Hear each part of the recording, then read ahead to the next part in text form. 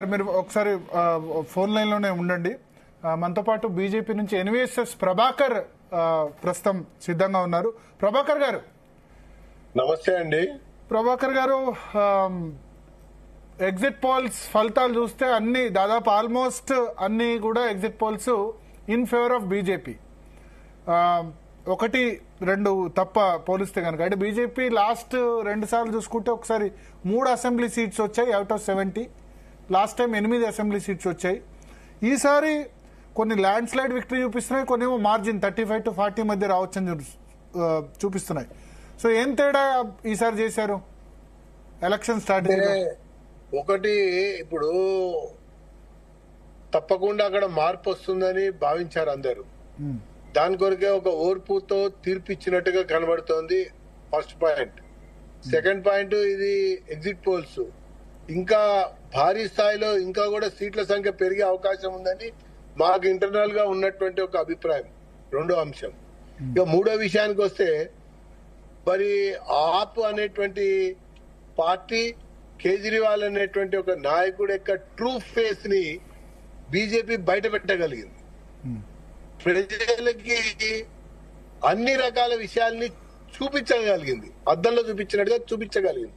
ఉదాహరణకి ఆమ్ ఆద్మీ పార్టీ అంటే ప్రతినిత్యం సాధారణ సామాన్య ప్రజానికం కొరకే మేము ఉన్నాము, మాట్లాడుతున్నాము అన్నట్టుగా వీళ్ళు గొప్పలు చెప్పి అనేక రకాల వెల్ఫేర్ మెజర్స్ పెట్టి అనేక రకాలుగా మరి ఫ్రీబీస్ అనౌన్స్ చేసి పబ్బం గడుపుకుంటూ వచ్చారు.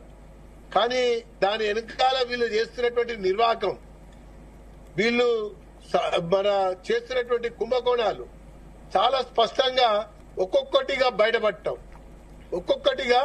బయటపడటం, దాంట్లో వీళ్ళ కూరుకుపోవటం. ఉదాహరణకి, అంటే వ్యక్తిగతంగా మనం అంటున్నామని కాదు, కానీ ఆమ్ ఆద్మీ అని పెట్టుకుని, ఆమ్ ఆద్మీ పార్టీ అని పెట్టుకుని కేజ్రీవాల్ ఇంటి కొరకు ఖర్చు పెట్టినటువంటి కోట్ల రూపాయలు, అత్యంత ఆధునికమైనటువంటి ఒక సదుపాయాలతో ఉన్నటువంటి టాయిలెట్లు, వాష్రూమ్లు, బాత్రూమ్లు కూడా విషయాలు బయటకు వచ్చిన తర్వాత అసలు సామాన్య ప్రజానికం ఎందుకు నమ్ముతారండి? ఎందుకు అసలు ఈ యాప్ గురించి ఆలోచిస్తారు చెప్పండి? మొదటిసారంటే ఒక కొత్త విధానం. కేజ్రీవాల్ కూడా లిక్కర్ స్కామ్ ద్వారా అవినీతి అంటగట్టి ఒక విధంగా దాన్ని గేమ్ లో చేంజ్ చేశారనుకోవచ్చా? ఒక్క నిజం, మేము అంటగట్టలా, వాళ్ళు దాంట్లో కూరుకుపోయారు.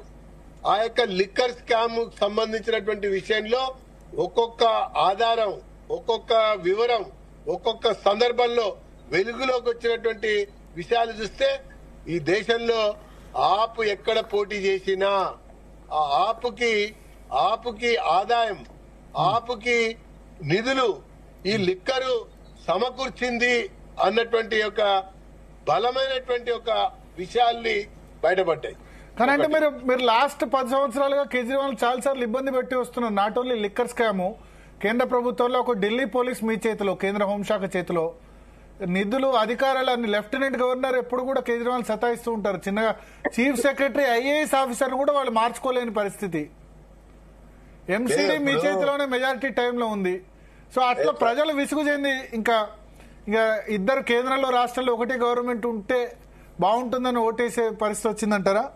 భరత్ గారు, మీరు చాలా సీనియర్ జర్నలిస్టు, ఎనలిస్టు, స్ట్రాటజిస్ట్ కూడా. ఇప్పుడు ఎంపీ ఎలక్షన్ లోకి వచ్చేసరికి ప్రతిసారి ఢిల్లీలో ఉన్న ప్రజానికం బీజేపీకి వేశారు. అవును. మెట్రో కౌన్సిల్ కి సంబంధించినటువంటి ఎన్నికలు వచ్చినా కూడా ప్రతిసారి బీజేపీకి వేశారు. మొన్నసారి మాత్రం కాస్త మెజారిటీ తగ్గింది, ఆపు అధికారంలోకి వచ్చింది. కానీ ఆపుకి పట్టం కట్టారు. ఒకసారి కాదు, 2 సార్లు కాదు, 3వ సారి కూడా పట్టం కట్టారు. అయితే ప్రతిసారి పట్టం కట్టినప్పుడల్లా వీళ్ళు కొత్త పథకం పెట్టడం, కొత్త కార్యక్రమం తీసుకురావటం, మా అంత పారదర్శకత ఇంకో లేరు అని చెప్పటం. అయితే ఈ వీటిది అన్నిటి కూడా కంట్రోలర్, ఆడిటర్ జనరల్, తర్వాత పిఎస్సి, తర్వాత మిగతా ప్రభుత్వ పరంగా ఉన్నటువంటి ఒక ఆడిటింగ్ లో అనేక విషయాలు బయటకు రావటం.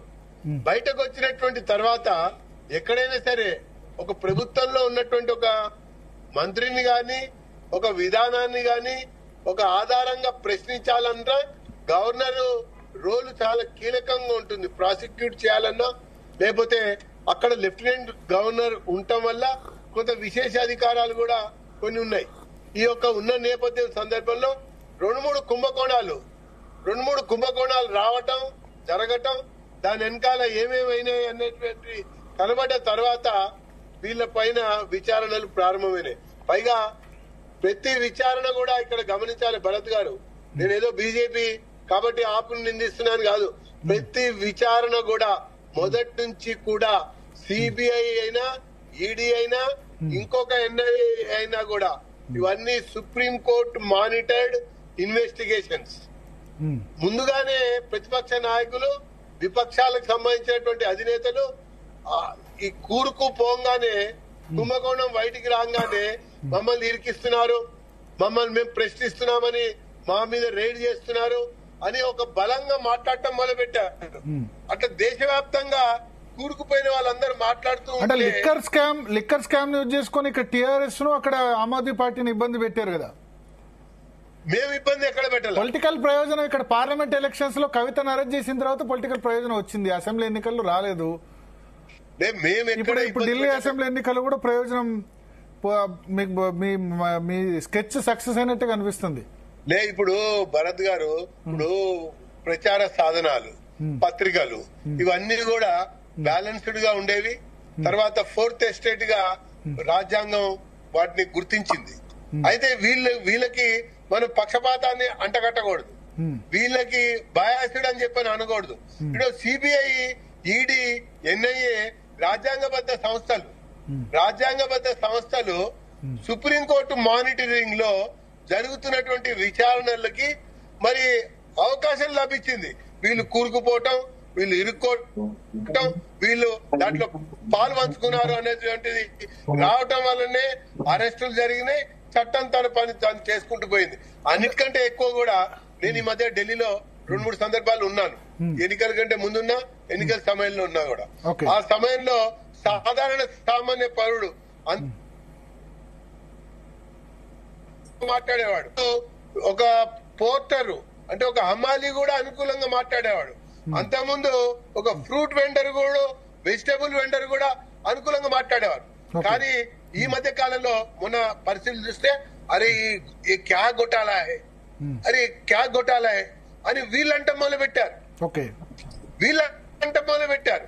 అయితే దీనివల్ల మొత్తం అందరూ కూడా వీళ్ళు చాలా అవినీతి పనులని బయటపడింది.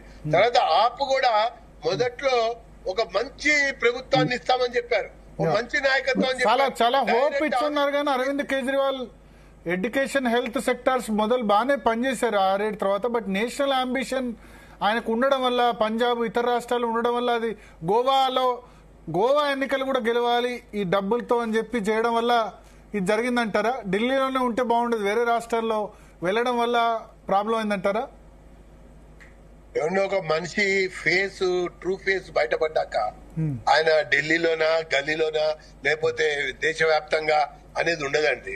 ఇప్పుడు ఒకసారి ఒక మనిషిని ఒక ప్రజల్ని ఒకసారి నమ్మించగలుగుతాం, ఒకసారి మెప్పు పొందగలుగుతాం, ఇంకొకసారి ఇంకో రకంగా మద్దతు కూడగట్టగలుగుతాం. కానీ అసలు రంగు బయటపడ్డ తర్వాత దాని కొరకే వీళ్ళంతా ఉన్నారు అన్నటువంటి విషయాలు బయటకు వస్తూ ఉంటే ఏమిటండి? పంజాబ్ లో ప్రభుత్వం ఏర్పడ్డ తర్వాత who is controlling the top government in Punjab? తెలిసిపోయింది, సాధారణ సామాన్య ప్రజానికం తెలిసిపోయింది, ఇంటెలిజెన్స్ వర్గాలకు తెలిసిపోయింది, పోలీస్ వర్గాలకు తెలిసిపోయింది, విపక్షాలకు కూడా అర్థమైపోయింది. ఒక్క నిమిషం, మనతో పాటు దిలీప్ రెడ్డి గారు కూడా